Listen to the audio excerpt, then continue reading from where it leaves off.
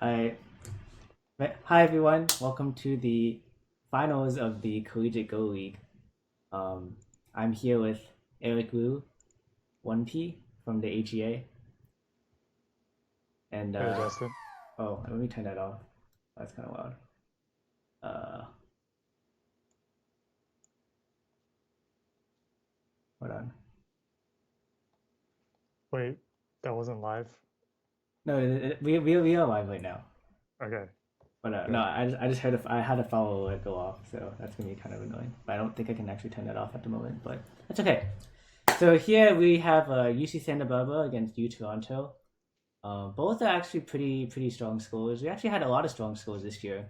I feel like the average ranks of the A League teams being like 5 dan, which is pretty high, I think, for a collegiate tournament in the U.S.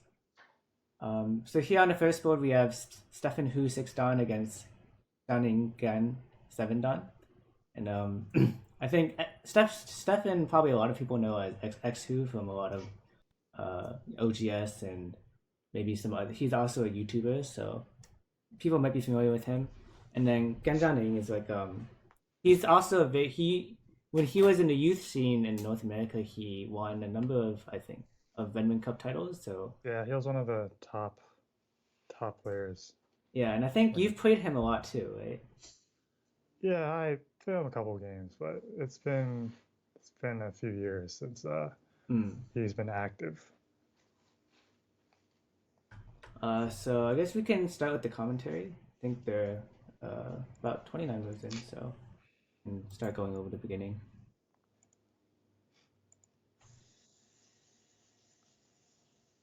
Okay, so Johnny Ngan is black. Mm. He starts with this Kobayashi opening. Well, this is kind of a little bit different, right? Because The usually normal it's Kobayashi, right. black plays here, but it's the same. It's a similar idea. Oh, this is tighter Mm-hmm. towards the side. So what kind of implications does this have when white usually goes down to approach the bottom right corner? Well, it gives white more options. Mm. And normally when black plays a standard Kobayashi, the rule of thumb is to not play any of these close approaches. Mm. And instead, white usually will come from a little further away, this big knight's move. Mm. But since Blackstone is here, white has a little bit more freedom. Mm. This move is probably the most common one for white. Oh, I see. But in the game, white chose um, one of the more standard variations. Uh-huh. So is this so how does this differ from or does the J4 stone matter in the lower right corner when white decides to approach here? Yes. So in this situation, black is more inclined to play this move. Mm-hmm. And when white slides in the corner, black can play like this. And this is kind of the standard Joseki. And when black Uh, plays here, black can make a nice territory on the bottom. uh-huh. So this is one of the reasons why white may think about playing here Mm-hmm. instead. In this way, it's not as clear how black will make a framework on the bottom. Mm-hmm. So instead, in the game, black played the simple Kasumi, Right. and there's nothing wrong with it, of course. It's just the early opening. Mhm.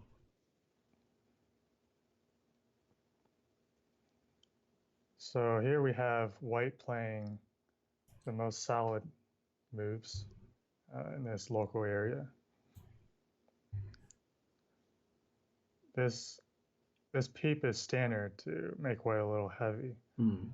White has two options, a game move or blocking here. Mhm. And after white blocks, black is not inclined to protect on the bottom anymore. Instead, black can play approach. In this way, this move kind of acts as a ladder breaker for this pushing trend. I see. So what happens if later on, like, if white does want to invade the bottom because black didn't play a move there, then what kind of options does black have?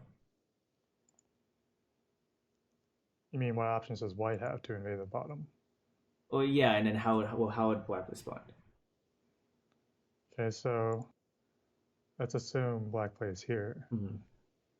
Then the standard invasion point would be to play this one. Mm-hmm. And black has two options locally. Mm-hmm. One is this one, Mm-hmm. and white may choose to play something like this, for example. Mm-hmm. The other one is this one. This is also very common in this shape. Uh-huh. But actually, if white blocks here, and if black can have a ladder breaker, then white But doesn't have has time. to play this one. Yeah. I see. And this is the follow-up to the basic Joseki. Mm-hmm. And white plays something like this. So here we see black has an ugly shape, but Right. it's pretty effective. Black has some good potential on the bottom for Mm-hmm. some Mm-hmm. for good territory. Mm-hmm. And would you say maybe white didn't really gain much in return?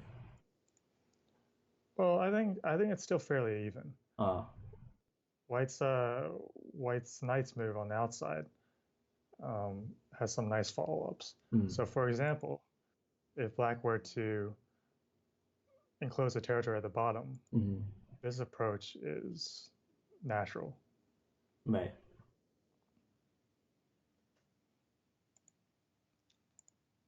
So in the game, white chose to play like this. Uh-huh. And the common opinion nowadays is this is a little bit slow for white. Mm-hmm. You know, if you follow professional games, you'll see this local shape happen many, many times. But nowadays, the emphasis is more on speed. Mm-hmm. So white usually tries to uh, play something else. Like for example, white can think about extending all the way to here. Right. This is pretty common too, isn't it? Yeah, especially in the past couple of years. Mm. And then we'll see um, some moves like this, and Mm-hmm. then white can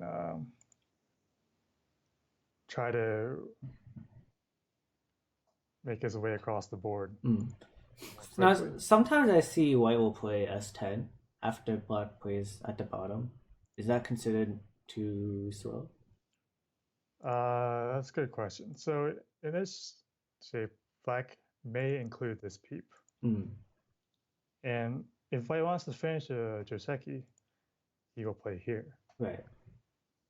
but this move is not strictly necessary, Uh, especially as an immediate response. mm, So let's say, for example, white approaches the corner, mm,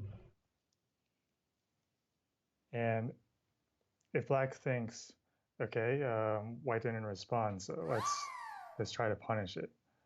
So he can try something like this, uh-huh. and now white will play here. If white tries to do this, white gets separated into two groups.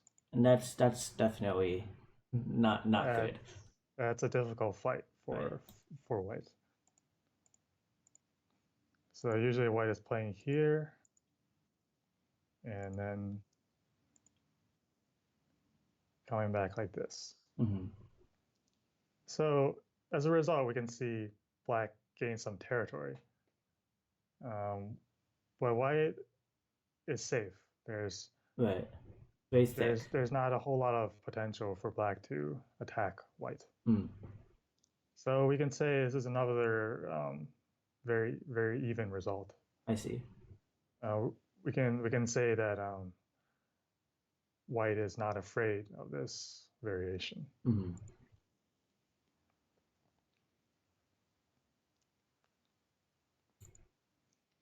This move is also possible. It's a matter of taste. I see. Different players will choose different options in the opening according to their style, uh, things like that. But you wouldn't say that S10 is too slow, like kind of like in another variation where white jumped. I would say it's not too slow, right? I think it's slightly better than the game variation. Oh. Yeah. Mm. So anyway, let's look at the game a little bit. Mm-hmm. So black is also playing very solidly. If I were black, I would approach the corner. Mm. This is kind of very. It'd be a lot faster, I Yeah, guess. this is the standard move actually Mm. in this opening. But usually we have J4 at K4, Right. and then this approach is actually the continuation of this. We can call it a textbook opening. Mm. This opening was extremely common, let's say about 10 years ago, 10 years something ago. like Mm. that. Was when the Kobayashi opening was very much in style. Right.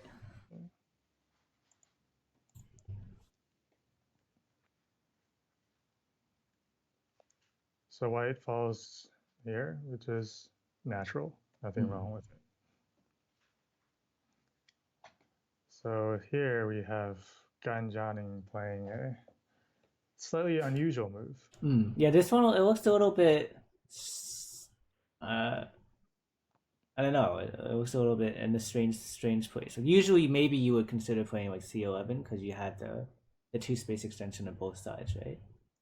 Yes, this move makes me eye of the two space extensions. But this move it's more modern. Aw.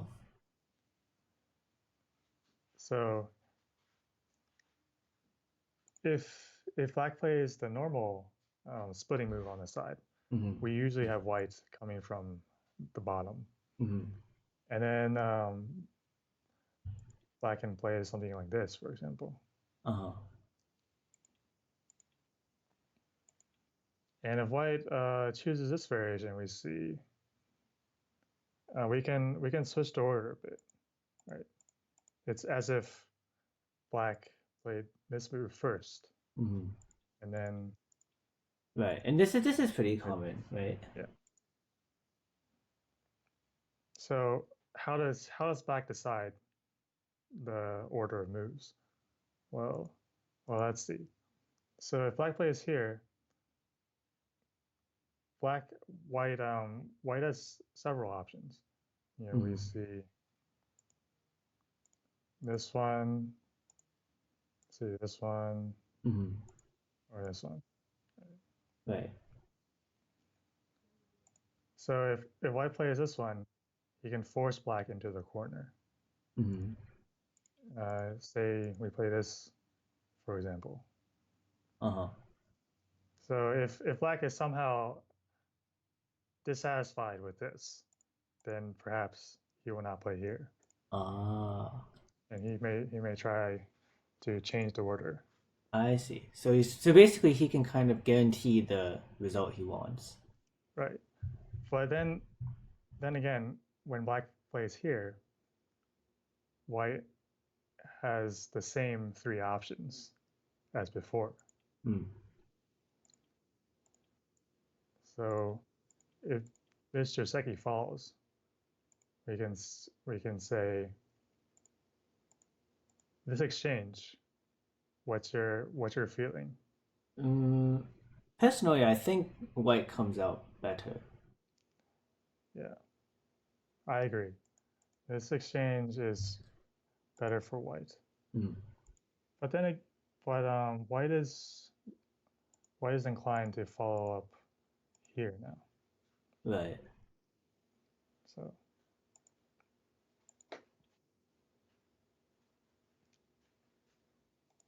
And in this shape, black can also play here, or like we said, the two-space extension is also common.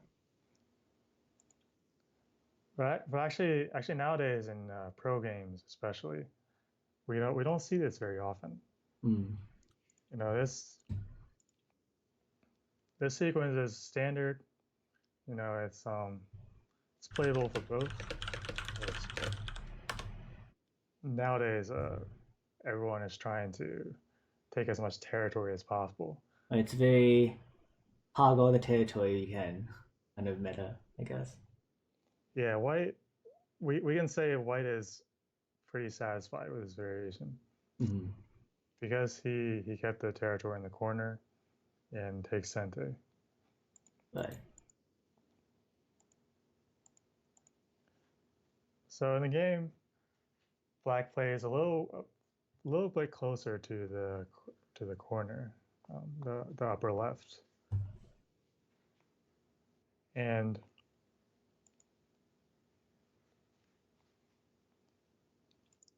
so if you were white, what would you play here? I would probably just play C15 because it encloses the corner completely. C15.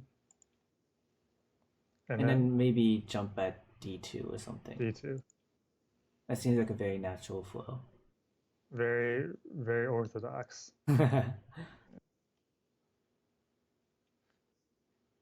So how about this move? I consider that for a brief moment too. Although I'm not really familiar with the variations in the corner with that compared to C15. I see. So you're concerned with the aji in the upper left corner. Yeah. I would also be a little bit concerned with the aji there. But I've seen this kind of enclosure before in pro games. Yes. But I don't know what happens. So yeah, there's after black invades in 3/3, it's a little bit difficult for white to kill this stone unconditionally. Right. So that's why we see white playing here most of the time.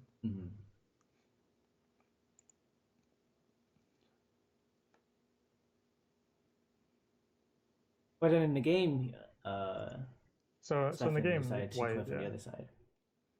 White plays this very, very soft move, I'd say.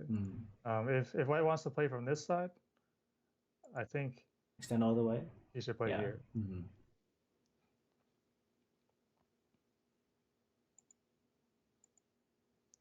This is very it's very defensive. I think he may probably he didn't want to play c10 because it leaves the invasion at c8 later. And sometimes I Yeah, think it's hard to judge how much a difference that one line makes in like attacking black. right. So in this at this point, we can see on the left side, black is outnumbered. So white should do his best to put as much pressure as he can Mm-hmm. on on black's single stone. Mm-hmm. And the invasion at c8 is not important at this time. Right.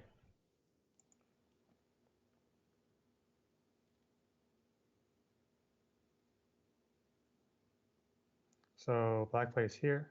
Mm-hmm.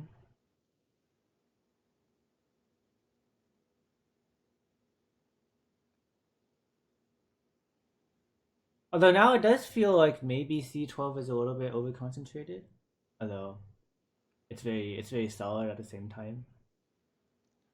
So uh, there's pros and cons to this variation for black.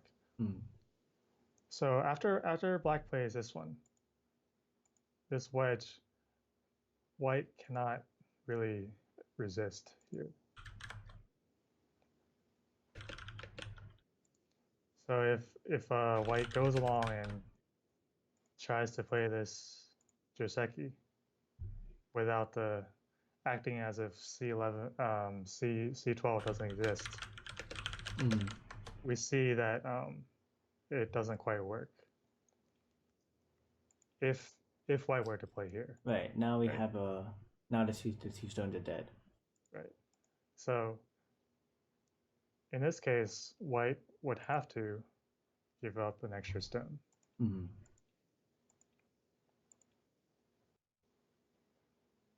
So this variation, black is satisfied. But white did get a pretty big corner out of this. Yes, but it's not comparable to the usual variation. Mm. Black is black is much thicker and also takes center. Uh-huh. And this move becomes problematic. Painful. Yeah.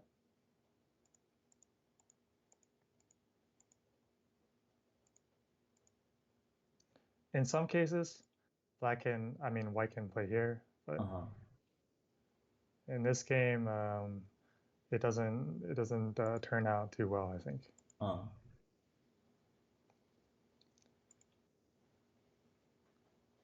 And now white cannot take this stone. Right.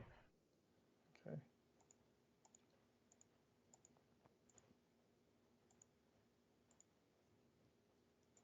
White may also play here instead. Mm.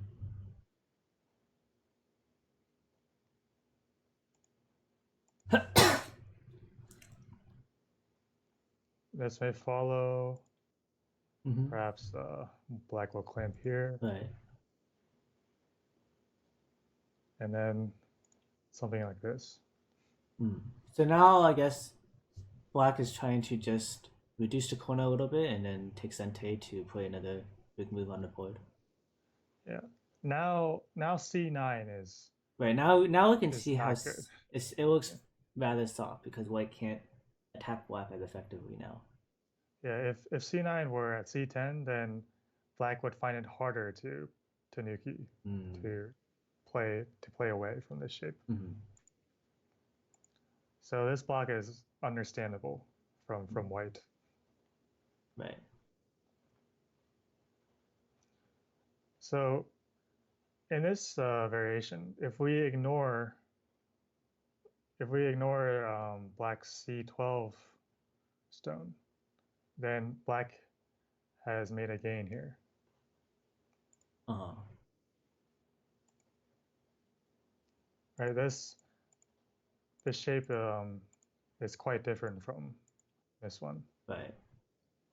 Now black got an extra move. Yeah. And reduced a little bit more of the corner. Right.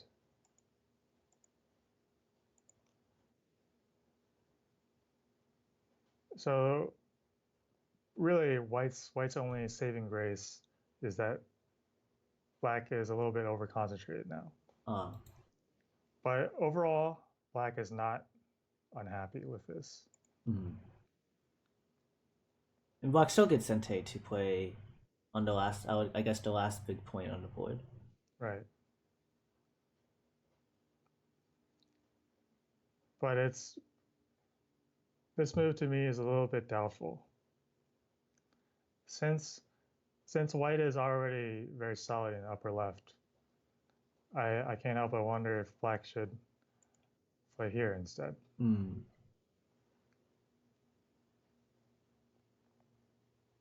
Yeah, and then also probably K16, it doesn't have a great follow up after it. Because if he wants to Right. extend at the top, then he can only play H17, which is a little bit slow. Yes. It doesn't have any impact on white Mm. in the upper left at all. Mm. Oh, this move. I mean, I guess Stefan probably thought that he had to do something before the corner became too big, and so he just decided to move the corner. Yeah. So Steven played here, but it doesn't feel like a good move. So, Why not? well, it's purely territorial. Mm. White when white attaches here, he's fully aware that black is not going to hane on the inside Mm-hmm. like this. This would be Well, this is what unpleasant, white wants. right? If black were to follow up something like this, white has already made a gain here. Mm-hmm. You know, it's similar to the upper left, the gain that black made. Mm-hmm.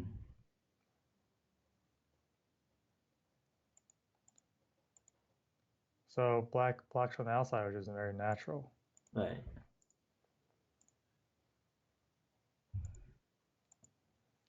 And this is the corner Joseki for white to make life. Mm-hmm.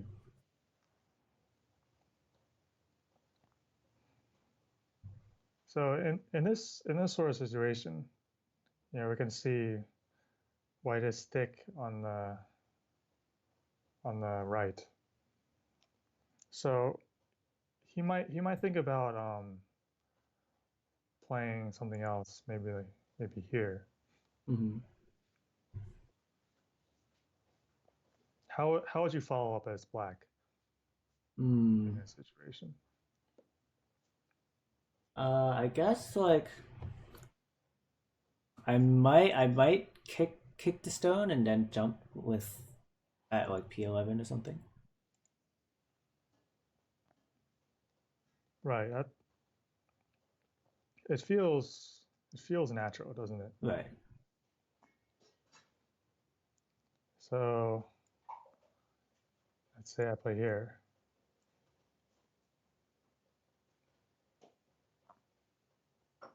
And then I guess so I guess either I would probably either play like N16 or maybe I would consider something more like O13, although I'm not sure if that might be too much. Possibly. It might leave a little bit too much Saji. I think it's fine. Mm. It looks playable to me Mm. for black. So someone asked a question. He said the variation where you said that white makes gains. So the other variation where like black, yeah, in this one. So Right. he wants to know, can't black harass the white group? Well, black will probably play here next, right? Mm. But this clamp is very painful. Mm. Now, if black pushes out,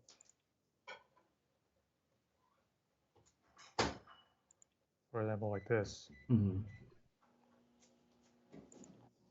white shape is pretty flexible, Mm.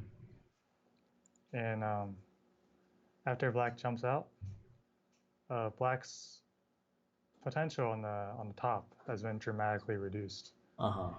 Even if white plays some silly moves, say he just does something like this, we can see white is already almost completely settled. Mm-hmm. Black's 3 stones are actually Still baseless. still floating in, Right. not necessarily stronger than white's group here. Mm-hmm.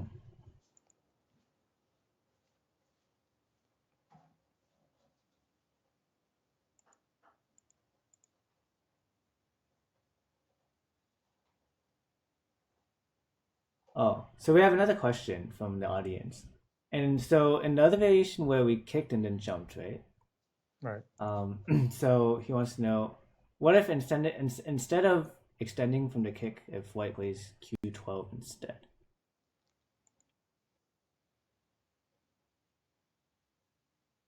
That's interesting. So when white plays here, he's hoping that black will continue like this, Mm-hmm. right? And then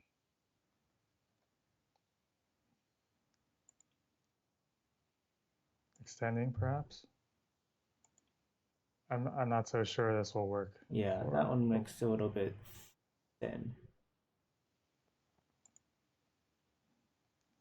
But actually, when white plays here, I think black will play this one, Mm. or this one. Uh-huh. And just give it up. Yeah.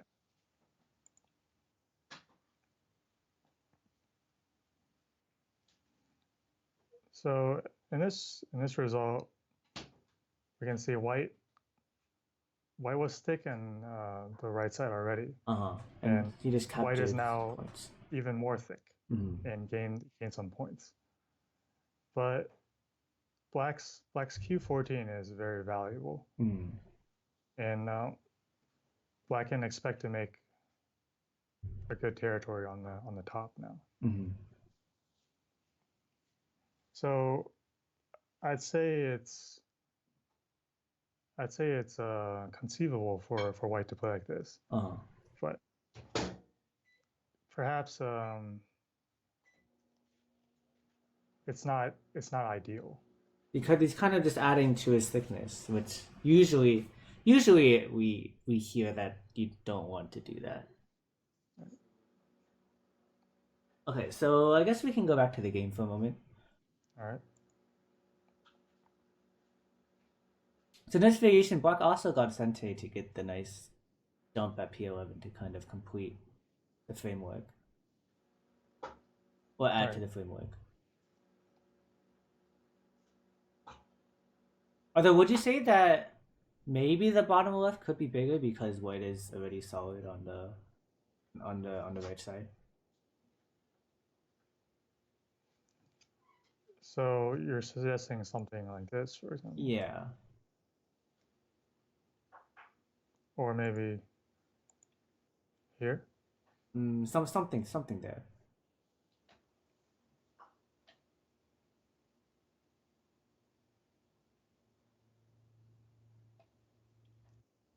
I think it's hard to say.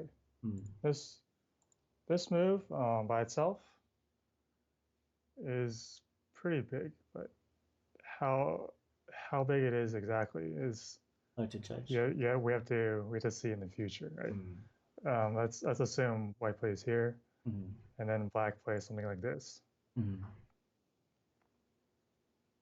Just expanding his potential in the center. Uh-huh. In this game, I would say it's unlikely for black's territory to become very big, Mm. simply because white is solid everywhere on the board. Uh-huh. So yeah, I mean, if I'm black, I might consider playing here, or this one. Mm.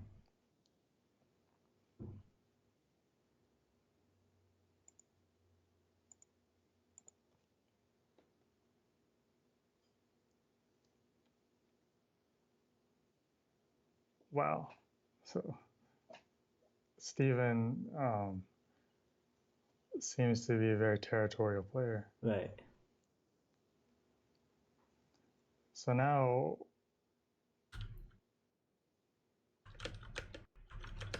this move,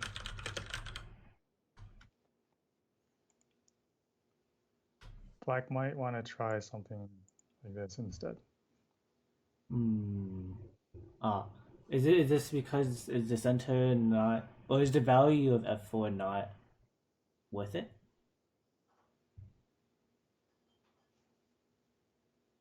I would say most of the time Black will extend up. Mm-hmm. But in this game, the center is not so valuable at the time. Mm. Because white is solid everywhere. You guys already saw it everywhere, right?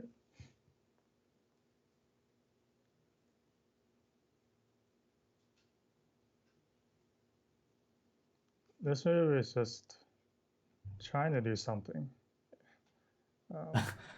I'm not sure what. So let's say white plays here. Uh-huh.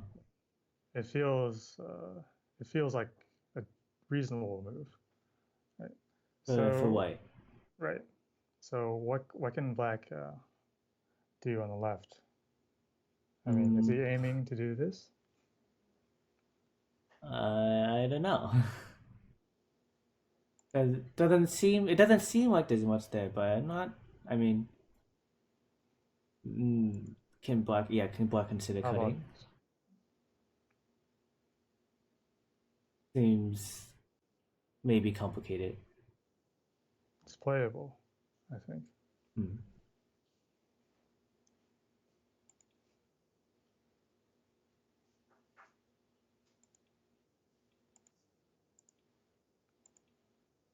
Something like this, maybe? Would Black consider just starting on the other side instead of on the top, Ah, and try to separate the one stone? well, it's possible. Okay, let's assume Right. I capture. Mm-hmm. So if I clamp, are you going to come down? Probably. Okay. Then I will jump. And then I guess Black needs to fix the shape now, right? Yeah. And now all of a sudden doesn't look as easy to attack white as you might have thought when you were cutting. Right. And then also I guess we had to pay attention to the 5 stones above it, right? Yeah, but I think it's possible for Black to play like this. Mm. No, Black can play something here, and then White has to worry about his group on the in the middle of the board. Uh-huh.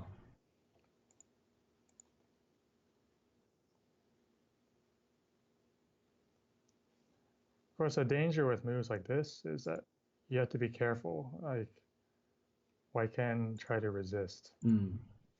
And this could be a little bit dangerous, but it could be a little bit dangerous for both sides. Yeah, actually, in this case, this seems to be dangerous for White. Because even if Black dies, white already had like the area around there, sort of. Yes, Black is relatively light in this potential code that we see here. Right. And if white loses this code, then he has a lot of problems. Yes. Hmm. So I guess we can see what perhaps Jianing was going for with this move. but if I'm Black, I think I will play here. You know, like earlier I said that perhaps there's not much potential for Black in the center, but you know, even if he doesn't make a lot of territory there, he has to play there anyway, right? Mm, But if you can find a, a more attractive place to play, you have to play there. I see. So even though black can't make a lot, it's better than anything else, pretty much.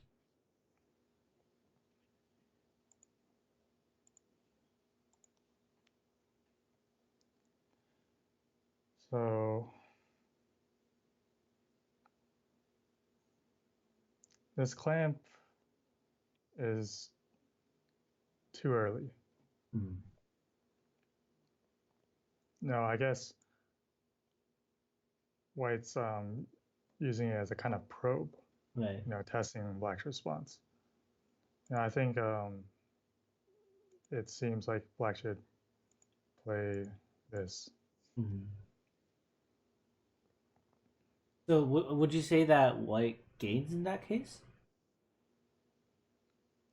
I think white does not gain. No, Even though he reduces black's area a little bit. he reduced white. He reduced black a bit, but actually white came in from the bottom, Mm. and now black is much thicker. Mm. So now if you follow up like this, then there's not the bottom becomes very uninteresting. I see. So this move removes a lot of potential for Mm. white. Like Mm. say in the future, white might consider playing here. Uh-huh. I, actually, right now this is not a good move because the bottom is not especially valuable. Mm-hmm. But I think it seems better to come from the top. Mm-hmm. But basically, white is removing some of the options that he could have later, Yeah, depending on maybe what happens elsewhere. yeah. I mean, it's always possible for white to come back and play h2. Mm-hmm. I mean, let's say black defends here, right? Mm-hmm. It's very unlikely that black will Kind of. extend down here. Mm-hmm. Well, so what kind of odds or how much odds would you say there is if black extends down? I feel Well, like a lot of people might still try to go all out and try to just resist as hard as they can. but in this variation, it just doesn't work simply. So Hmm. say like Hane, cut. And Black then cannot. seems like he's in trouble.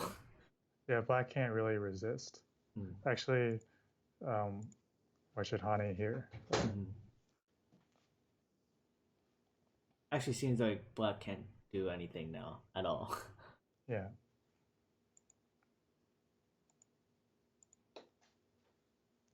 but connecting is a clear mistake. uh,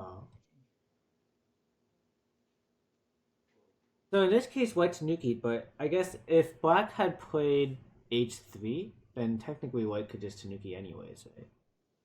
Yes. Ah, okay. So black was aiming for this move Hmm. and the cut.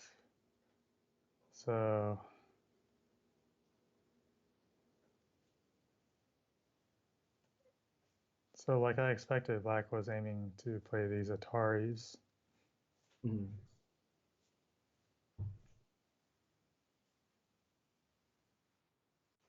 And he made some gains there, I guess, in Sente. It's also a little bit Agikashi. Like he was probably satisfied enough with this position, Mm-hmm. so he decided to play that anyway. Hmm. Now we see white is trying to reduce the potential of black's framework here. Yeah.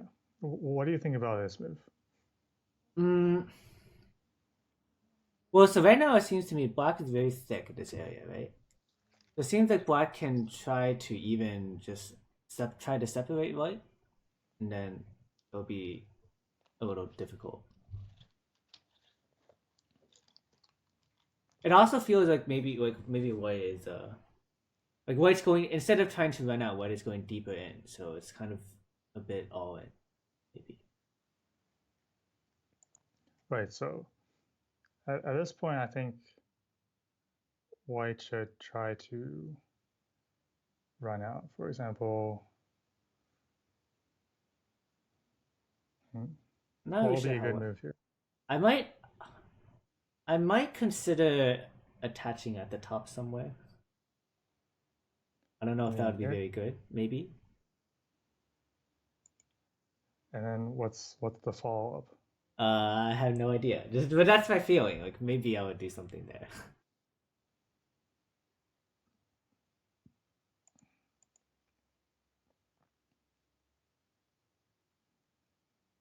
Mm, It feels a little bit awkward for white, right? yeah, I Like, don't. You don't really want to jump out either, because then it just feels like dummy. I mean, the problem is like, where's the shape? Like, Mm, especially like when um, when we fight in the center, mm, there's like it's not always easy to find the shape. mm, Like, for example, let's say white plays here. mm. It looks a little bit silly, right? It looks a little bit floaty. So I mean, what's the plan? I mean, so let's say black plays here, Mm, and then white plays here. mm. And now we're gonna see There's some white, shape. yeah, white's trying to be flexible, Uh huh. right? I mean, or we can play something a little more um, dull, Uh right? huh. Just jumping away. Uh huh. Would you have? What would you have done instead of N11 maybe? Well,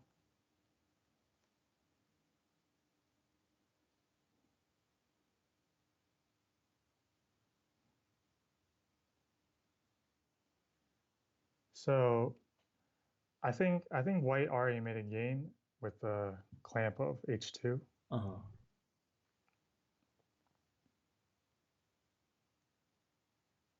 Maybe go back to something like N6 or.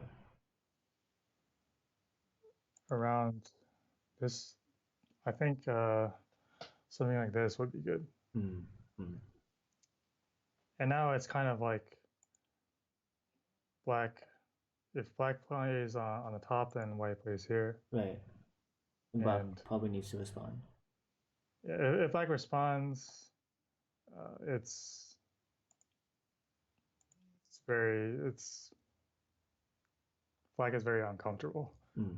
But if black doesn't respond, then uh, black is going to be reduced a lot. So Right, right. basically, black cannot really respond here already. It's difficult for black to play at the bottom. So then maybe Yeah, black should just Tanuki altogether. But then if you Tanuki altogether, white can still make a lot of things happen at the bottom. yeah. I think black would play here in response. Mm. It's kind of saying it's kind of saying that M7, M6 could be thin in the future. Mm. Like the connection, there's A little bit thin. yeah.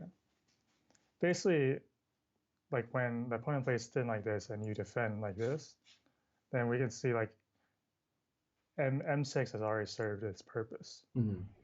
Like M6 is a very light stone at this point. Uh-huh. Yeah.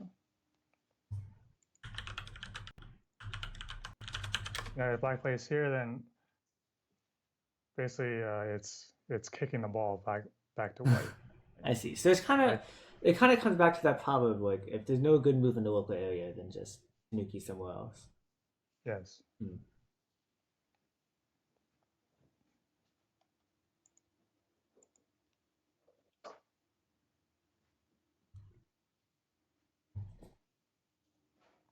So here we have white jumping into an area where black was not really planning to make territory in the first place. Uh-huh.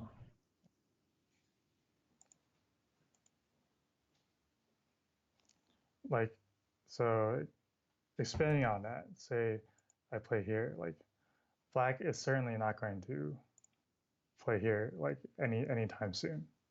Mm-hmm. Like, black will try to attack on a larger scale, for example, pressing like this, Ah. and then perhaps going for this sort of attack. But then white can try to make shape with something like L12, right? Yes. And just go inside. Yeah. White will probably jump here, then Mm-hmm. Just jump around a it, bit, try to make two eyes. yeah, it doesn't look easy for black to kill white. Mm-hmm.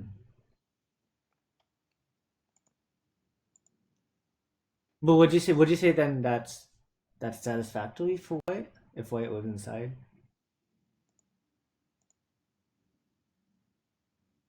It should be. Mm. Actually, white is taking a lot of territory. Right. Uh,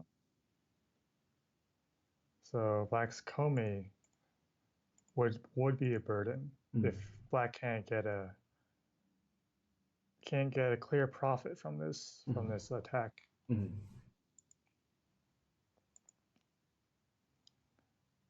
So I don't think black is going to respond to this move directly. Uh-huh.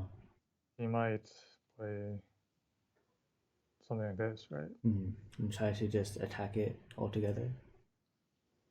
But this is a little bit similar to the last variation, except white's shape isn't quite a shape. Yeah, white is definitely under a lot of pressure. Mm. This basically black has closed out the bottom area. Like if white were to play here, then this is Sente, Right. and then something like this. White already cannot escape from this side. Right. Unless he wants to maybe play the empty triangle, but So of course white realizes this, so he comes from this side instead. mm. Um, this move I would prefer to play a little bit lighter. Mm. White can throw away his N11 stone Mm. at any time. I see. When white plays here, it's on one hand we can say, oh, white is being really aggressive. He's trying to save everything, right? Mm. But what actually he's putting himself in danger of like everything just dying inside. Um. So it's a much more uh all in kind of move. So this move is very intense. Mm. So if you're black, what's the move you're thinking here? So my first instinct would probably be S6, but I would want to see if that works. Yeah, it feels like the only move that Mm. black can try Mm. after this. Mm. If F6 doesn't work, then this move just doesn't work. Mm. So, You have to try to separate white somehow. so now I expect black will. Push, or maybe I don't know. I'll need to read here too. So black seems like he wants to play wedge at Q9 Uh, at some point, mm. perhaps right now. Okay, that's very interesting. So I think black just really wants to get out and separate white, no matter what, pretty much.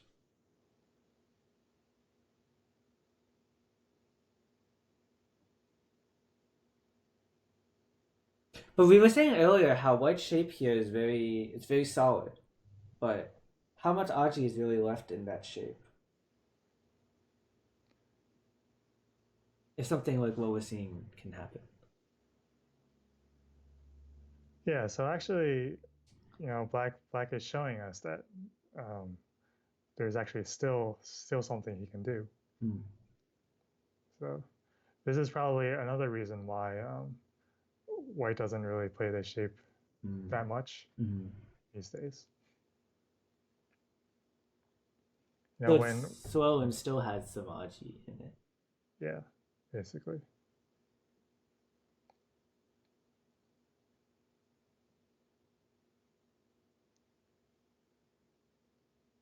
But black has to be he has to be very sure that the gain he'll get here is going to be something substantial. Because now black has hurt his bottom right corner a lot. Right, now white can jump in at like S3 or something and erase all of that. Yes. But at the same time, black did get to erase all of white's territory in that area too. And kill the two stones. Yeah, the biggest problem for white is that he is quite thin.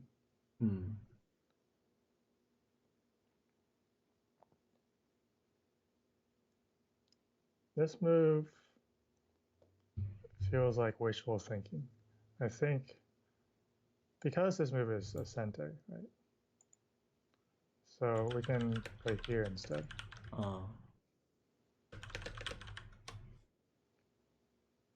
And then play here.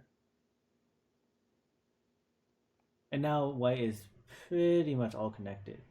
Yeah. If black connects, then this knight's move. Right. I mean, this tiger's mouth will work. This one that doesn't work. Doesn't work for white. I mean, for black. Right. So unfortunately, white misjudged the perhaps the severity of white's follow-up to this move.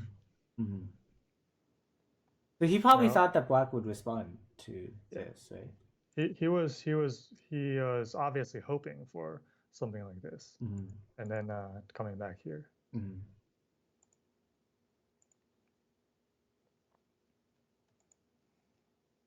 But this move from black is very severe. Now white is separated. Even though white can, it depends on how much damage white can do at the bottom. Right. Yeah, unfortunately, white missed a good chance in this area. If white plays here, it's much harder for black to tanuki. It seems like black cannot tanuki. I mean, after white plays here, black just collapses. So, someone from the audience wanted to know whether or not black can cut immediately instead of playing O11 after white attays. So if white plays N10 now, and then black just cuts immediately. You mean playing here now? Oh, you mean after this? Yeah, and then playing there now. I guess cut. I'm guessing he means to cut at 07.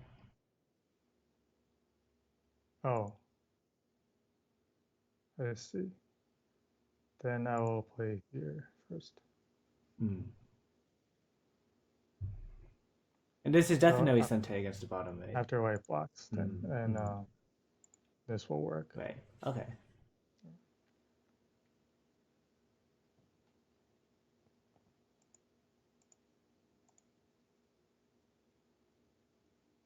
So here, white got to Hane. He got 2 moves against it and 4 stone, but it doesn't seem like white actually gained that much. Because we were saying before how because of H2, the bottom, there wasn't a lot at the bottom anyways. Yes. Now, if white had played this variation, which one was it? Oh, yeah. Yeah. Yes. So it doesn't seem like black gained much from this maneuver on the right side. Because white gained a lot in the middle. Yeah. White pretty much connected all of his stones. And there's no life and death problem. And black captured 2 stones, but damaged the lower right. So overall, it doesn't seem like black made a gain here.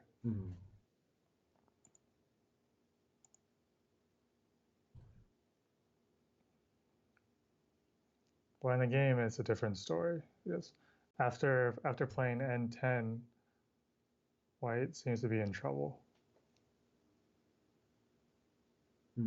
Yeah, now white center needs to run again. Yeah.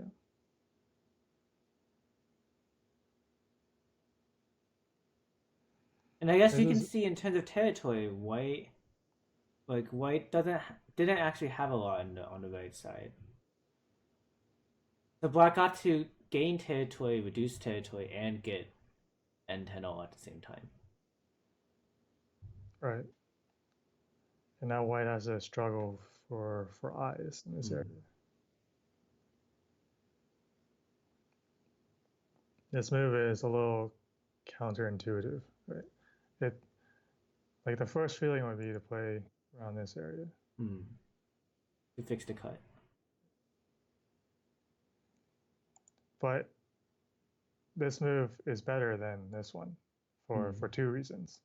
One, because this cut is not severe, because this move exists. Right. You can still reduce at the bottom. And the second reason is white can honey over here.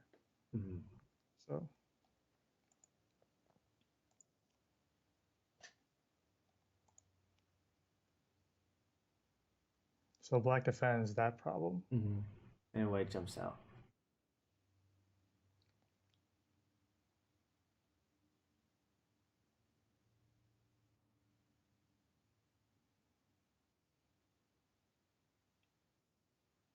And then black secures the bottom actually. So that's a big move. That's a big reverse sente.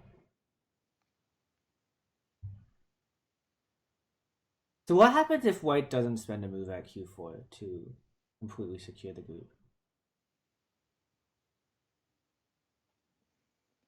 Well, what would you play instead? G1, right? Yeah, let's say you connect at the bottom. Because white can still run out into the middle, right? So how big is completely securing the group locally? So black's attacking move would be to play here. Right. And then white will not connect because these 2 stones will be captured, right? Right. But he can play this instead. Now if black plays this sequence, right, white made an eye and sente in this area. And then now it doesn't seem to be a problem to make a second eye. And somewhere in the middle. I mean, he would have to play here, I think, but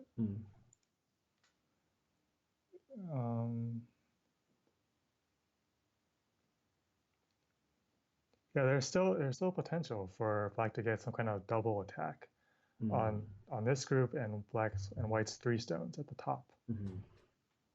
So white will probably have to think of another variation. Now first we can say this ko. Right. So. And I guess white has some local co-threats. Right. We have in this area we have 3 co-threats. 1, 2, and 3. Atari will be the 3rd. Right. So.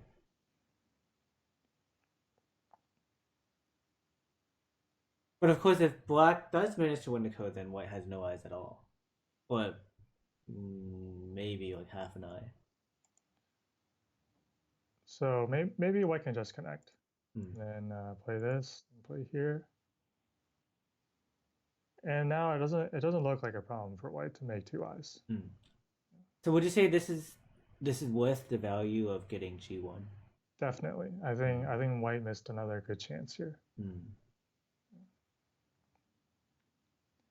Yeah, it's always hard to know When when yeah. when your group when you should leave your unsettled group uh, alone and just play somewhere else. Hmm. It could be also that because White's in Byoyomi now, so maybe he didn't have time to completely consider all the possibilities. Yes, Securing that group. that's definitely a factor as well. Hmm.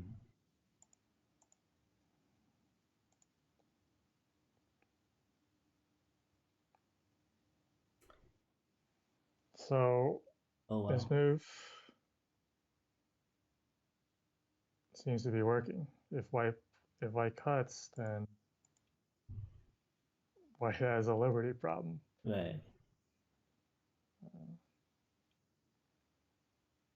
Well, maybe it's because White can still jump out into the bottom, but uh, I don't know. It looks maybe a little bit complicated. you mean just capturing here? Yeah. Can Black just block immediately? Yes, black will just play here, and Uh, then and he still has enough liberties. yeah, actually, black's three stones are quite resilient in this shape. Hmm. So we can see I can play like this, Hmm. and this is just a nightmare for white Hmm. to capture black. Right. So White won't cut. Yeah.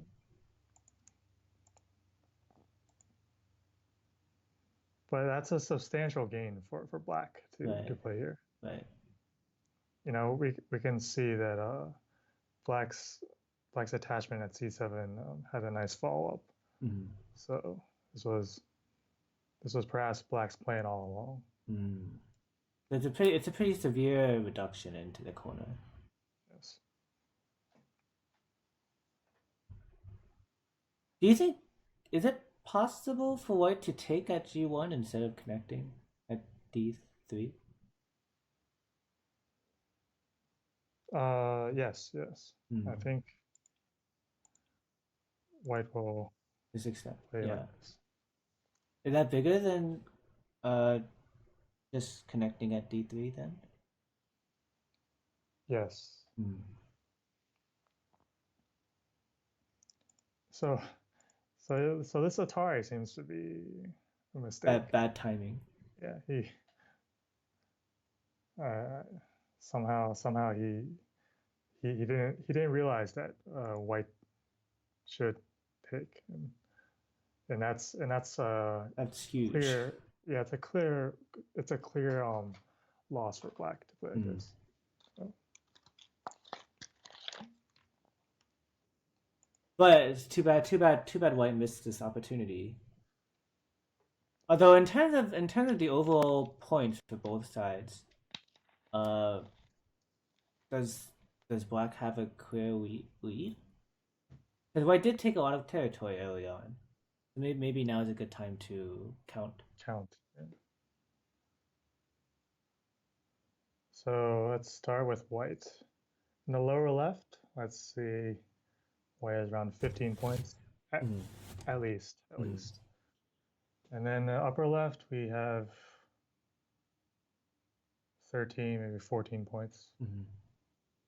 So that's 29. And then in the upper right, the white has around 6 points.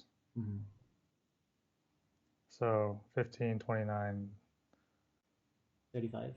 35. And then we have 6 points here and then a little bit of potential. So So a little more than 41. 40, 42, 43 points. Okay, and with And Comey, let's say 50. let's say Well, 50. Okay. Black has on the right, we have 4, 8.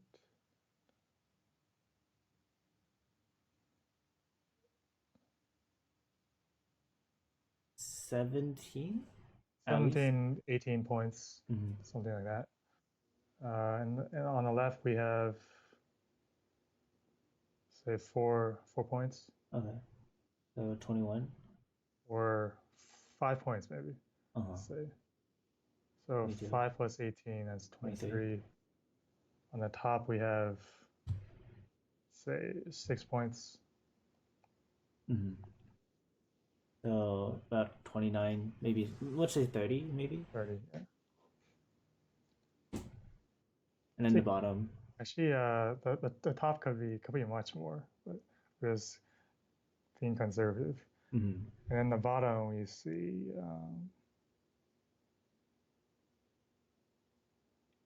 16, 20, 20, 20 something. Let's 20, say 20 20. something. It could be 25 actually. Okay, so 25 plus 10, 35 plus 17, so like about 52. And black's turn, Well, black and is going to white connect at the bottom now, right? and white is thin. The three stones are thin. Mm. I So even mean, though it's territorially it's pretty close, but then white has some problems and yeah. that When needs to we fix. when we count the points, we can say, just for convenience, that this is black's territory. Uh-huh. But of course, black has every chance to connect, so he could have a lot more than 20 points. So yeah, territory is close, but white is thin. The three stones are thin, and it's black's turn. Mm-hmm. And when we have a weak group, the points have to be subtracted. Right. Although sometimes I think when you're playing a game, it's hard to tell how much value there is in like how much value you can gain from attacking a weak group and how much value you lose from having a weak group. Right.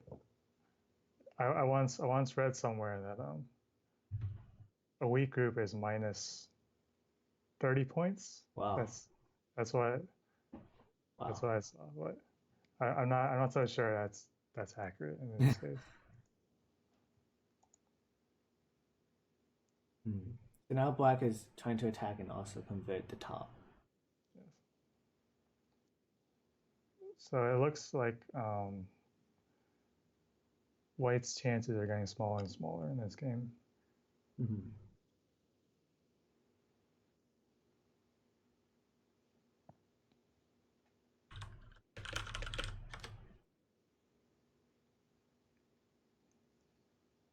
Black is just Surrounding yeah, territory. he's not even trying to attack white anymore, even though white's connection is still A a little little thin. problematic. And you see all of white's moves there, they're not making any points either, right? The black is just purely profiting. Yeah, so black has counted the game and realized that he's winning. So he's just closing off the territories.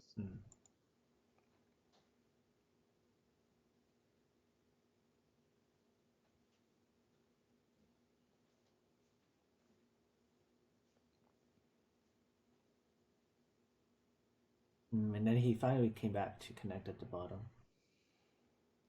Yeah, it's a very big move. Kind of reverse Sente. Do you think white had a chance to take there earlier?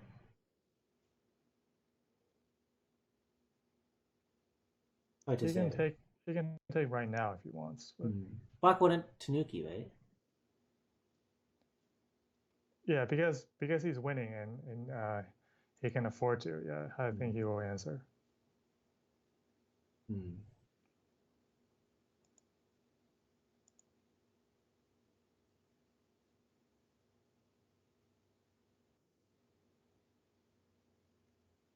And I guess this is maybe white's last chance to try something. Yeah, he's trying to make something happen here, but seems unlikely. Recount again. Yeah. So we said white had around 50 points last time, right? Right, and that hasn't really changed. Maybe white can gain a little bit in the center.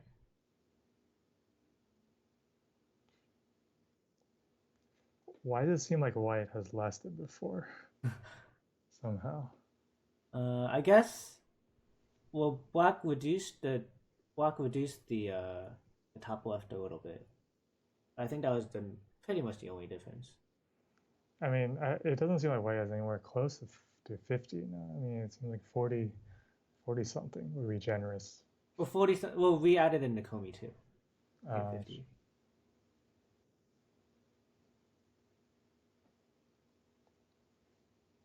So now we're caught up to the actual game. yes. So yeah, maybe right now would be a good time to count again. So I guess we can see maybe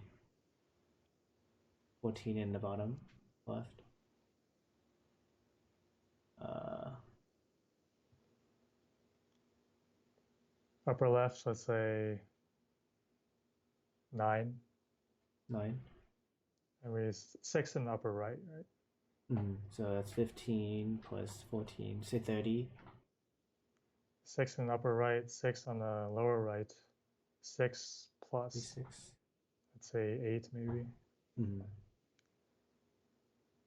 Let's say So 30, 38 plus the middle. Whatever white can get in the middle. yeah. And then black has just much more than that, actually. On the bottom is, if we count, maybe we can say it's like this.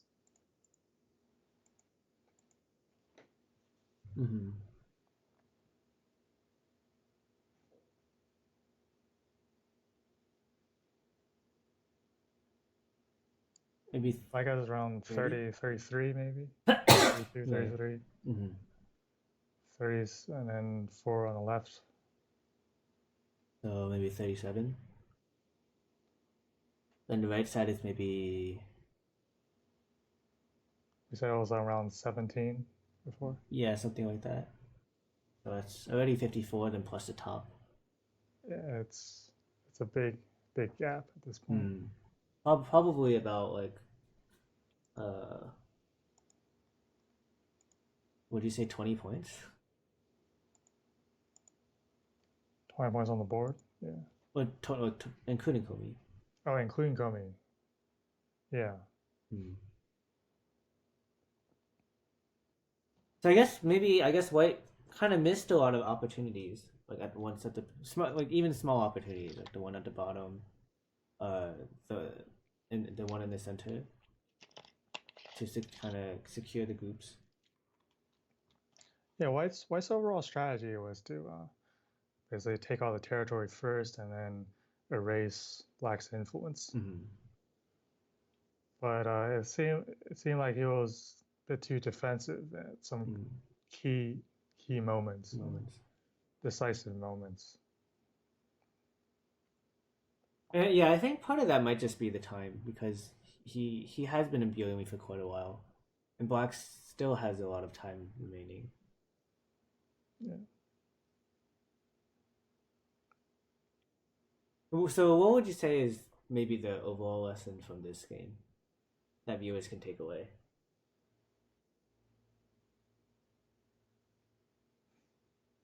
Well, let's see. Well, we should maybe look at some like shapes in particular. Say,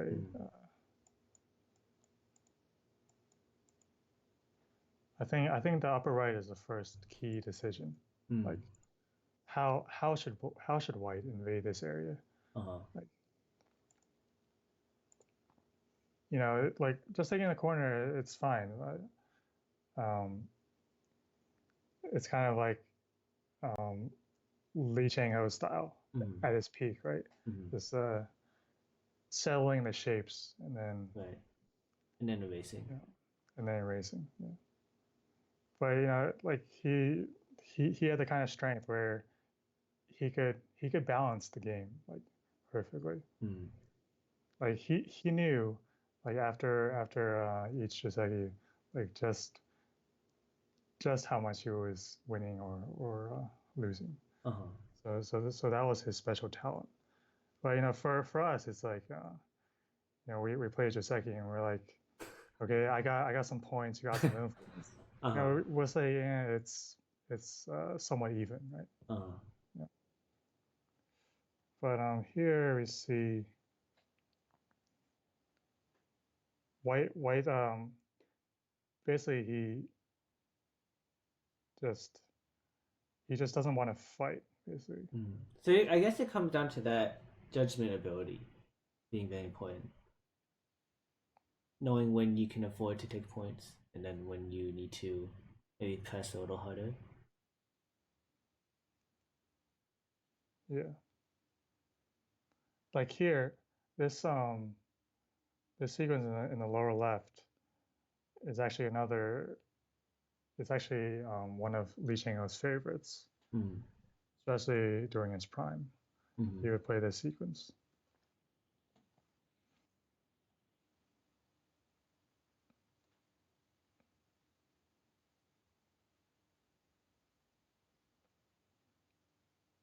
I think in this game, it might be better for white to play something like this. Mm-hmm.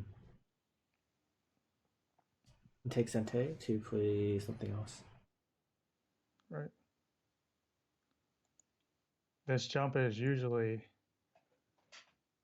a good exchange. Mm-hmm. And then we can say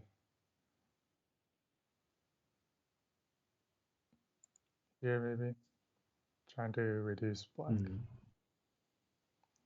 or maybe even this. It's kind of kind of a boring move, isn't it? It seems like white should want to do something. But I think it's actually kind of hard because black is actually pretty thick elsewhere too. It doesn't like the only spot where what black seems a little bit thin is maybe at the bottom. Yeah. But I'm not sure how much of an attack you can get off of that.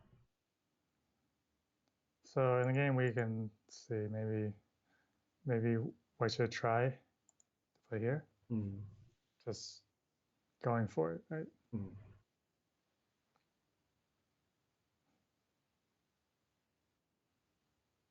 Make him a little more complicated.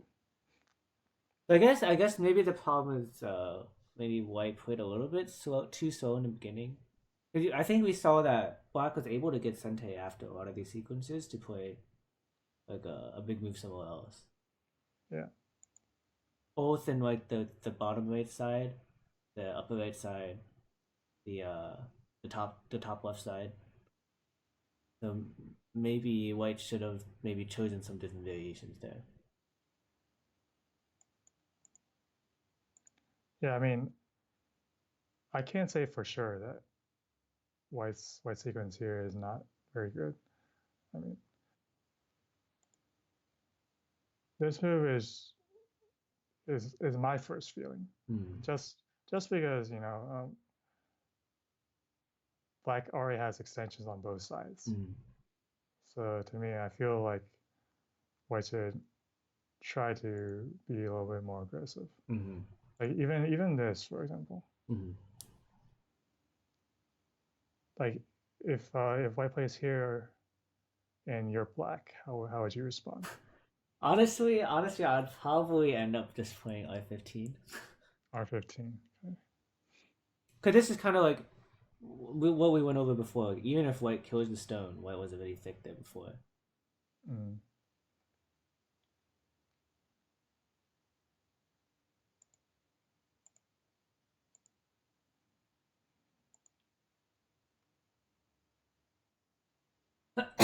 And then yeah, if white plays there, I guess I would still kick. You would kick Like first. kick and jump. I don't know. Mm. There's there's one Joseki like this. It was like this, I think, Mm-hmm. and trying just connecting underneath. Mm-hmm. That actually seems like it'd be pretty good for white. And then black's two stones would have to win out. Yeah, I think maybe I should try this move. This move is kind of offensive, but it's hard to see what practical gain white can get out of it. Mm. Now this move, if black wants to play here, then wait, what's this even? So something like this Mm-hmm. might be problematic. Mm. Or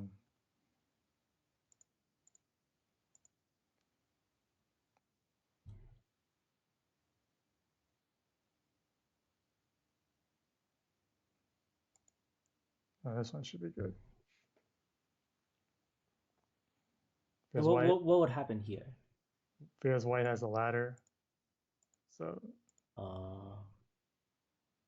And the corner locally is oh.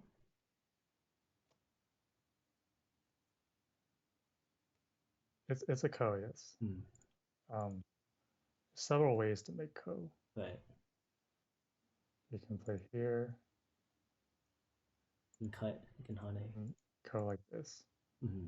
or you can play this ko, throw in.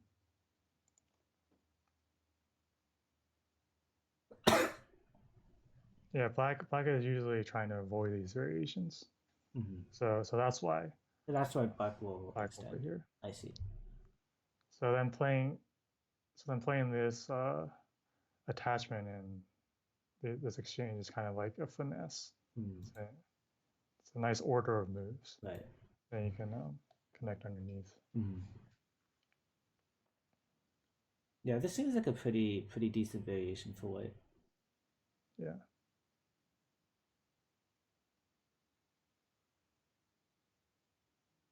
Mm. So but then something you would think about. Mm. Like if black were to jump, then right. And then this seems like it's much more comfortable for white compared to the game where he got completely sealed in. Right. Would you choose to capture the corner now or just connect under?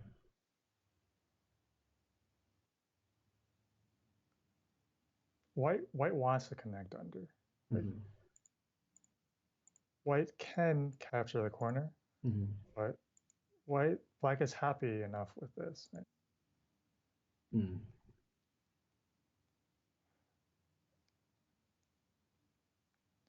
Like in this variation, black got the jump at p11 already, and of course black is thinner on the top. Right. But so compared to the game, it's almost like comparable, I think. Mm. So why would connect under? I guess White wants to connect under, but black does have a lot of stones waiting for the fight. Yeah. Mm. But at the time being, black doesn't have any severe attack. Mm. But black's still a little bit thin on the right side too, right? So probably white can still get out. Yeah, white shape is stronger than it looks. Mm. Like, say black plays something like this. Mm. This is a sente, and then we can see like this is a sente, so and this move will work sometime. So right, and then white can this peep. Attachment. Right. Mm. And then white can always peep at Q12 too. Yes. Mm. So someone wanted to know what in the variation where white takes the corner, why does black usually turn into the corner? Which one? So the one where you attach and hane, and then like instead of connecting under, in the variation we just did.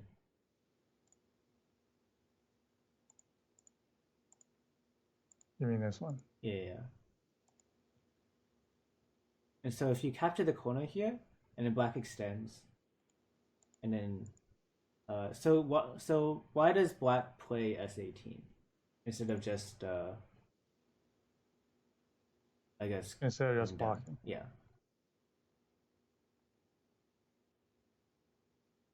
I actually never thought about it, but now that I look at it, there's a difference because this is a sente. Right. Mm-hmm. If you don't turn, then this is possible. I mean, probably not in this game, but it's still something to worry about potentially. Yeah. Okay. So I guess that pretty much wraps it up for this game. So White did resign, which puts Toronto up 1-0. I don't know if you want to look at the other games or. Sure, we can take a look. Okay, so we can. I guess we can look at board two. I can set that up for a moment, and I guess you can clone it too.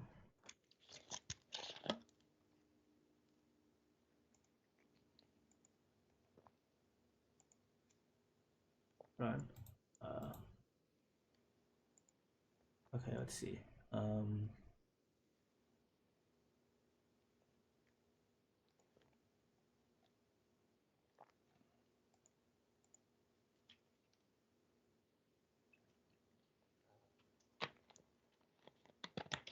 Let me bring that up for a moment.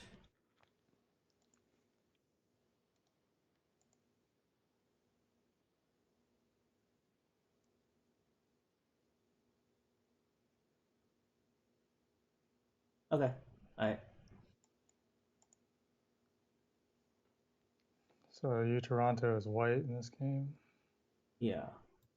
And so these, yeah, so we can see that the two players. So this is Rex Leon for UCSB and Uchio for Toronto. So black starts with Master's favorite opening.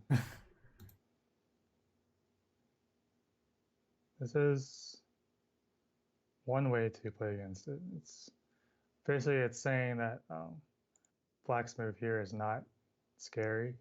Mm-hmm. Like nowadays we have top pros just playing like this. Mm-hmm. Like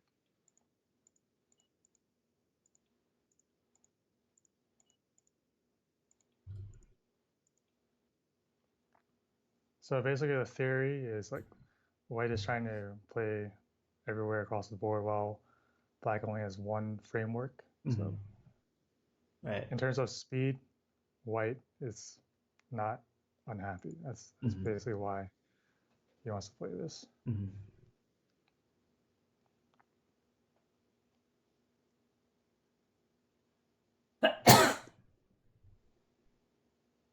So it's still a big move, nevertheless. Yeah, usually a lot of times we see white playing on the right side somewhat. Yeah. And here, this one. Right.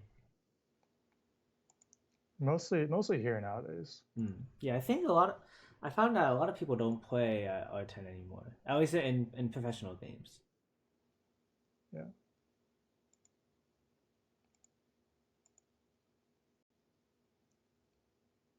This is also a very prepared move, I'd say. Like, if black is going to go in, I think, like, in the past, black was happy enough with this. You know, this was, it's kind of comparable to this Joseki.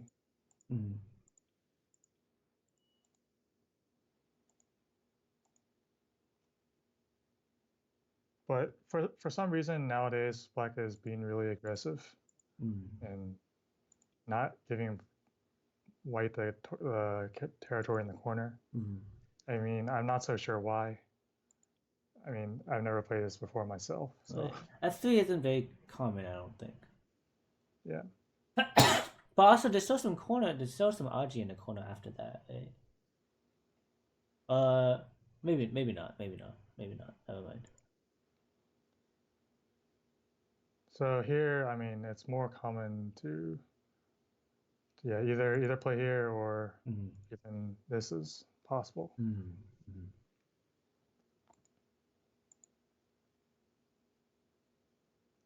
So he does this now.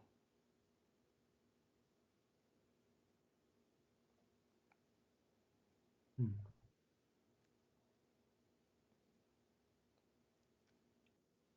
So my first feeling in this area is to attach here. Oh.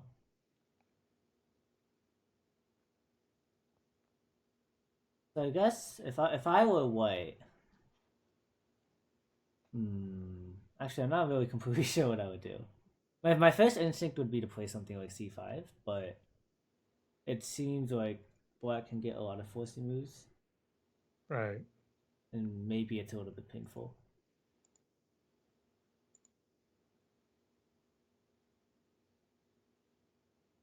Yeah, this is not good for white. Right.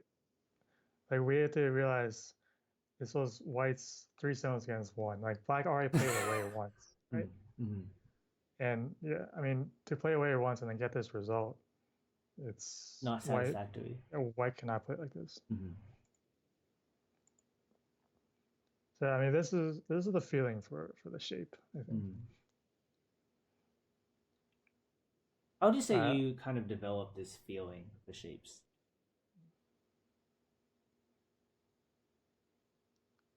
I don't think white has a very good answer. Like, there's black has just too many sente moves. Like, even if black plays some silly moves like this, like I'm not so sure white is satisfied. Mm. So would you Yeah. say f3 is like a, or I don't know, where's the problem for white? It seems like white has to do this now. Has to play under. Yeah. I mean, black may just leave this here. Like this exchange by itself is not good in this case because there's nowhere to extend. Right. Like this one is not playable. Right. Or not satisfactory, anyways. I mean, if I'm white, I might think about playing further away. This is a little bit tight. But further away, if you wanted to play the cut. Yeah. So black missed a good chance here. I think if he had been able to do this, he would have had a clear advantage going out of the opening. Let me go put on my jacket for a moment.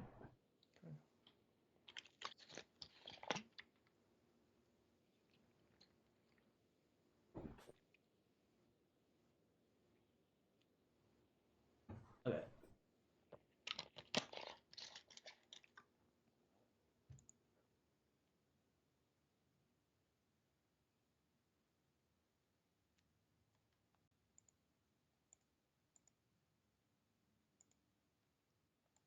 So we don't see a approach like O17 very often when black already has a stone at A17,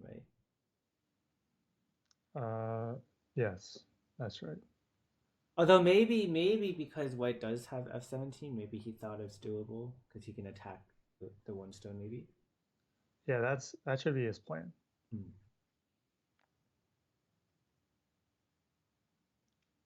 Okay, so this move is it's not good in this case. Like if this were black's area, let's say so if F17 were black, how do I do this? Okay. So if it were like this, then this is a good move to take away the base. But in this game, black has no base himself, so this move just doesn't make sense. Yeah. Well, I guess we can see what white did in response. Yeah. So in this case, black would jump out instead. But would you say if white does respond at the bottom, then it's a good exchange? Well, sure, but there's no chance what. So this is basically a move you memorize, like Joseki. Mm, But in this case, it just doesn't work. You have to mm, think a little bit more. mm.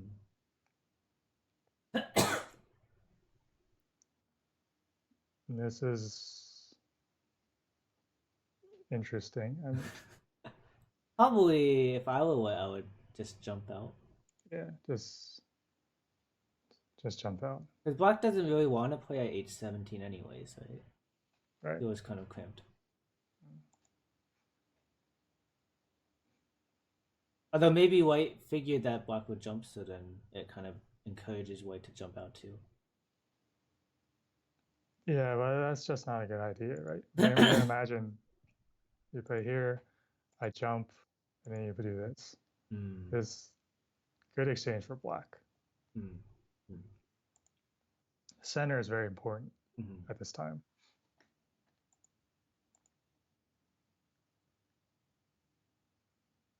So now it's okay for black again. mm.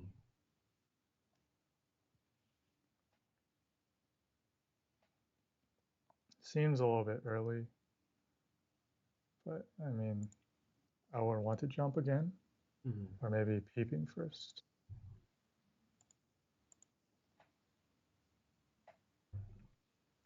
It feels natural. Mm-hmm.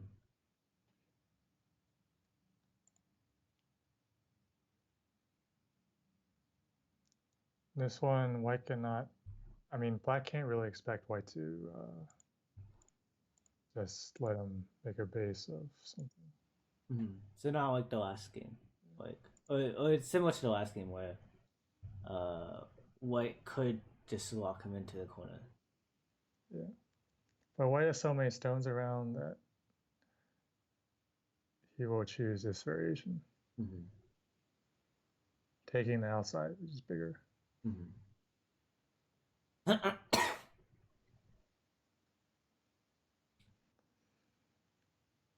Yeah, this one is one of the many variations for this shape. Mm-hmm. This one is too early. He should play. If he's not confident about this, then at least something like Mm-hmm. this. I think white is actually still a little bit thin. Like there's potential for this to work. Uh, Yeah, I mean, yeah, mm-hmm. Mm-hmm.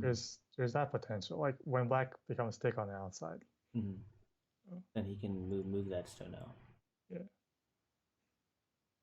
but the move that white wants to play, like without reading at all, would be to play here. Right, to kind of force black to run. And I guess just get some more moves on the outside is always good. Yeah.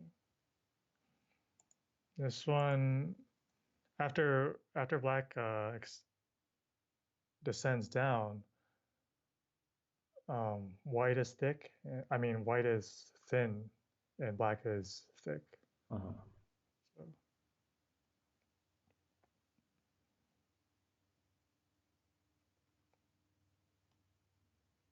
so now the game should be good for black again.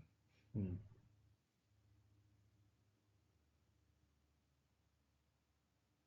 So now it's really a battle between this right side and the left side, right? Although I guess black has two corners to one, so not sure how we should judge this. Hmm. Seems like black is going to win. Uh, so let me see.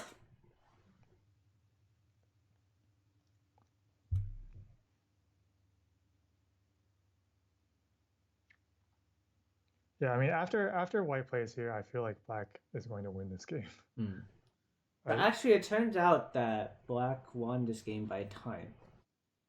uh, I'm not sure what the result is on the board at the end, mm, but Yeah, it seems like maybe Black missed or maybe Black had some wishful thinking in the beginning with the I mean, white or diagonal. black? When Black played L17. Oh, right. Yeah, L17 is big mistake, but Hmm. this one is kind of a critical mistake from white. Oh, never mind. I meant uh sorry, never mind. I got the colors confused for a moment. Yeah.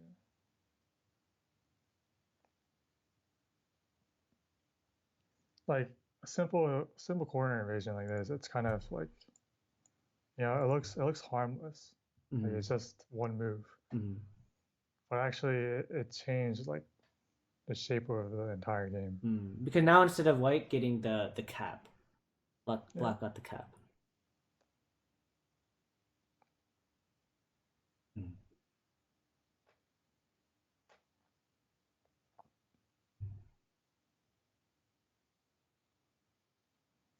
And black can play N18 at any time. So Uh-huh.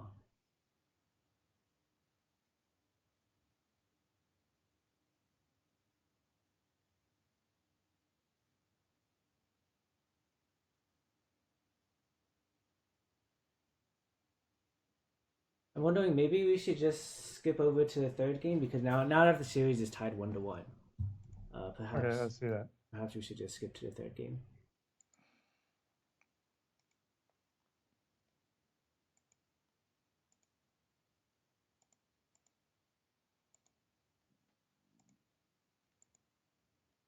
So this is the third deciding game who will win this year's championship.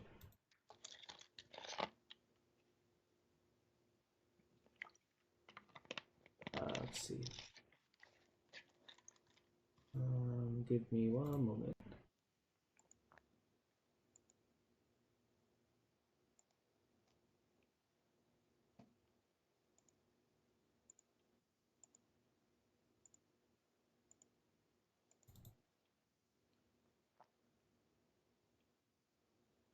Okay. All right, here we are. Wow. Well, what a beginning. Yeah. So Yes. so this game is going to be the one that decides the champion of this year's TGL. It's very exciting. Yeah. Hmm. It's a it's a suitable opening for an important game. So actually, I so I actually played against this Toronto player, and I also watched him play against UCL, and he seems to like playing these very center focused openings. Yeah, it's good. But fortunately for me, I was black against him, so he didn't. I don't think he tried anything too crazy. Uh, It seems like when he's black, he likes to. so when black has stone in the center like this, there's no Mm. good reason for white not to play the knight's move. Uh huh. I mean, just jumping just invites this one. Mm. Anyway, it's still early.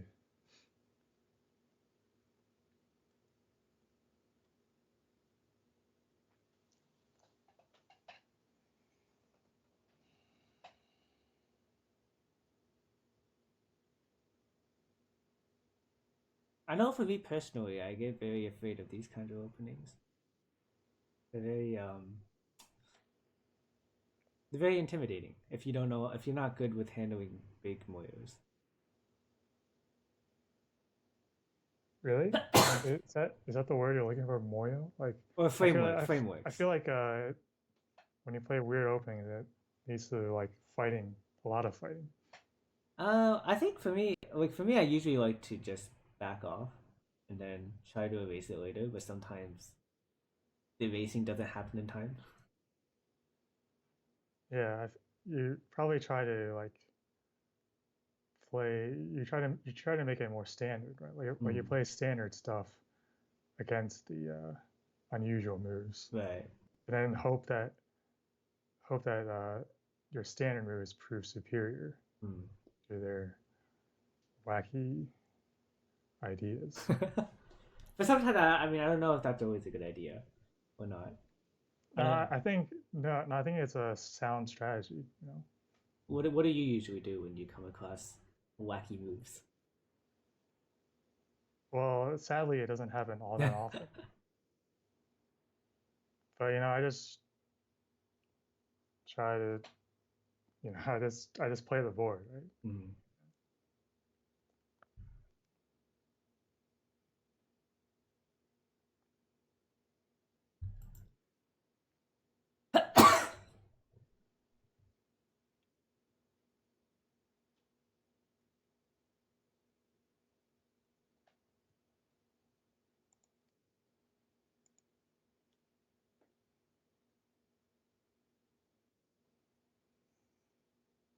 So, this game is just one big fight, I guess. It looks like it. Not sure there's too much to comment on. Wacky fight.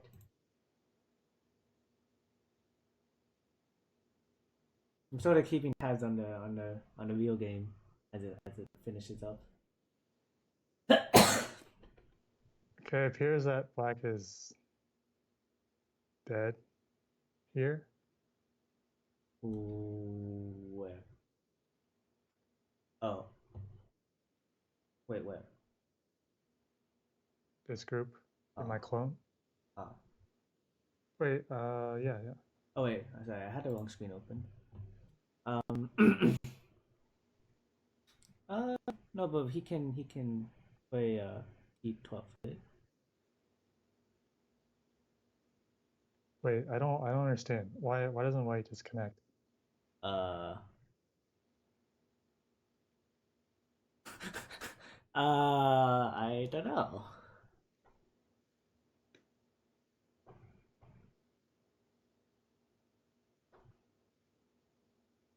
Oh, I see.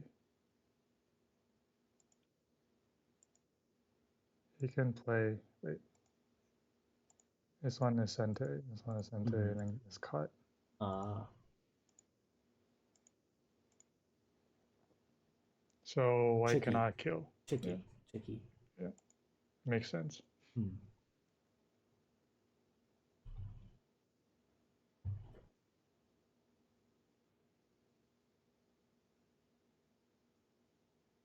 Yeah, this is a very it's a big fighting game. Not much opening to talk about, I guess.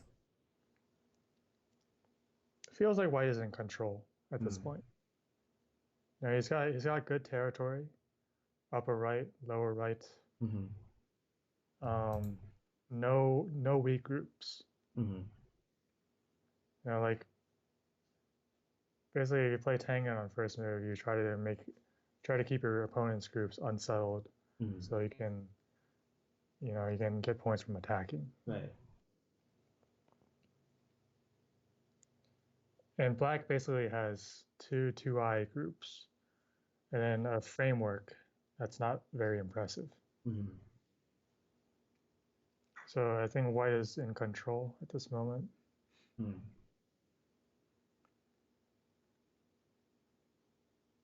This move is very dubious, though. Uh, He just wants the corner basically, but at the same time, white can still it opens up a lot of things on the left side.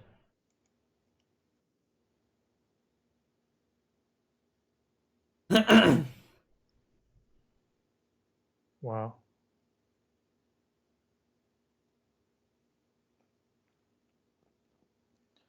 So it doesn't seem like black has any good chances from this point. Mm. Okay, I might be mistaken. Looking at the real game, and it seems still crazy. So, Yeah, why could have kept it simple at this point? mm. Like waiting here maybe, or this move seems attractive. Mm. taking out black space. And as long as white doesn't have any weak groups to worry about, then white can play some kind of wacky invasion and just destroy everything. Mm. And it's probably pretty hard for black to attack this too. Yeah.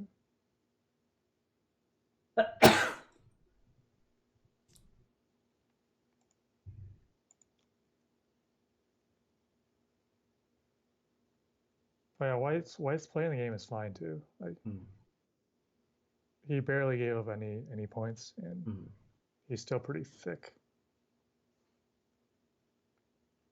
His extension is very heavy though. He should try to play something light, maybe like this. And then, yeah. As long as he makes a flexible shape and doesn't die. Yeah. And I guess black still doesn't have two confirmed eyes with that group in the middle, so it'd be a little basically, bit this is like the only thing that white has to handle. Like, he's got strong groups, so just secure life, and then he'll be good enough. I mean, he can play here as well. Just looking for eye space.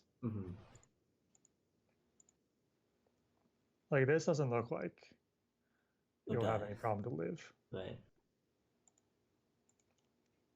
Sometimes you have to be a little bit more crude. Imaginative? Or I don't know. Straightforward, maybe.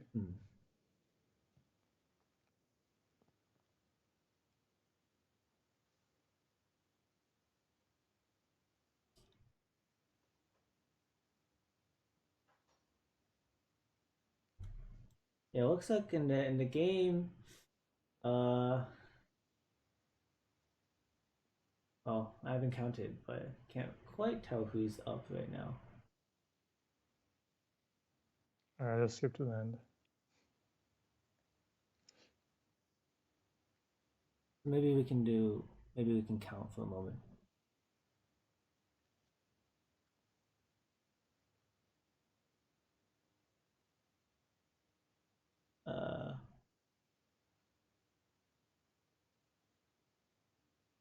But somehow black did get to reduce the upper right a lot. Okay, it's pretty close. I mean, it's a little bit close, but white is winning. At least a couple points.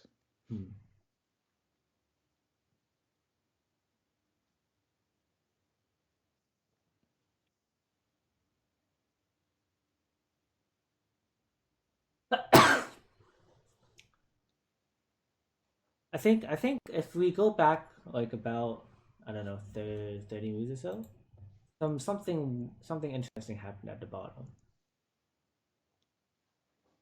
Or like even before this, like in the bottom left,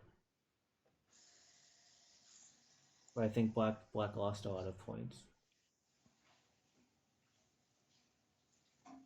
Yeah, so around here. But when white got J1, then managed to honey under. J1. Yeah. Oh yeah. And that really did a lot of damage.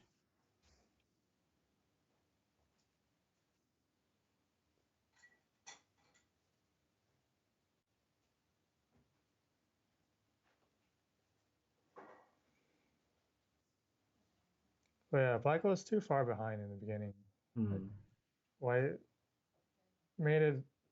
White did his best to make it interesting, but he still came out ahead in the end.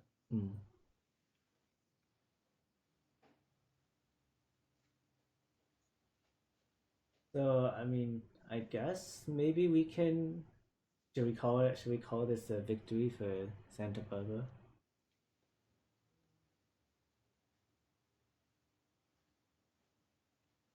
Yeah, we should. Wait, wait, but black made a big mistake here. Yeah.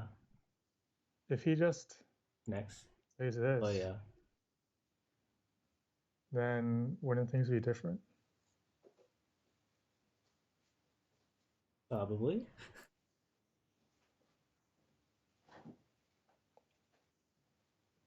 So then would black be ahead now? I guess that was a big mistake where white got to connect out everything. Yeah, black is winning now. Hmm.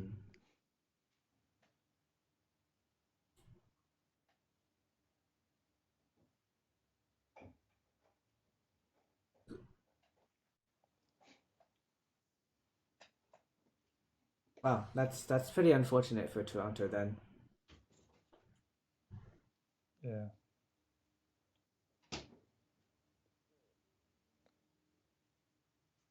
Hmm. Well, the game seems almost over, so I guess we can start to close up the stream. So I guess assuming nothing crazy happens, congratulations to Santa Barbara for winning this year's CGL. Um, I guess I shouldn't say that until the game's over, but um, Right. Anything could happen. yeah, anything can happen, I guess. But it's a very interesting story because all of the teams in the A League this year are actually very strong. Um, Especially in the semi. I think any team in the semifinals could have won this year's championship, Including your team, right? including my team. Um, Berkeley is very strong. UMD is pretty strong. These two schools are also very strong. Even some of the quarterfinal teams. UCLA they've traditionally been very strong. Cornell has some strong players as well. So definitely the collegiate scene in North America is there's a lot of strong players. And then the number of strong players in all of these universities is actually a lot more than you might think, I feel. Has your team ever won a champion? So we won a championship in 2015 against UCLA. I think that's a very lucky, I think a lucky win. Were Um, you playing in the final? yeah, so I was board one back then, um, and the game was it was very clutch, I'd say, very clutch game. What are the prizes, by the way? Like, what are they playing for? So, excuse me.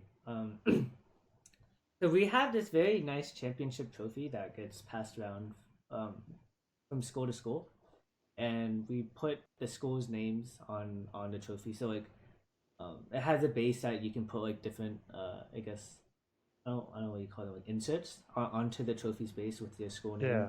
Yeah, yeah. So I think it's been going around for the past 6 years. I guess this would be the 6th year, right?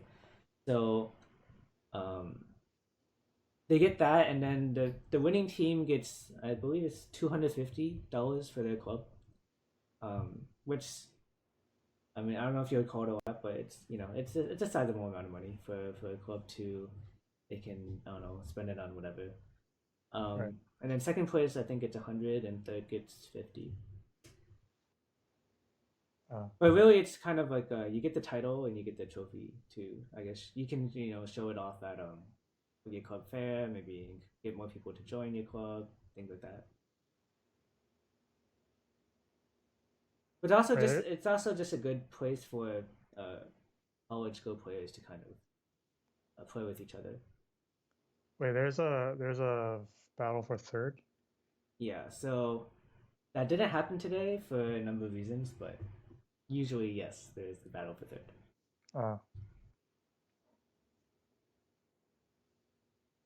Uh, So I guess we can close up the stream now. Thanks so much for joining us, Eric. Thank you, Justin. And the next season of CGL will begin again in October. Not the end of September. We might make some changes to the format. Um, Depending on, we're probably going to like send a survey out for people to fill out to see like we should change stuff. But if you go to a university and you want to play in the CGO, and there's also a B League for Q players who want to also play. So, and then there's prizes for that too. And I believe the finals for that also happened today. I don't know. I don't know what the result was. I can check really quickly actually. um, see. Oh. Seems like maybe Toronto won that too. Oh, so actually, Lafayette College actually defeated Toronto in the B League. So yeah, so if your school has at least 3 players that want to play in the CGO, you can sign up for the CGO on the Collegiate Go League's website and join us for the next season. But if there's nothing else you want to cover, Eric, I guess that'll take us to the end of this season's CGO. And thanks to everyone for watching, and we'll see you guys in the next season again. All right. See ya. All right, bye everyone, and thanks for watching.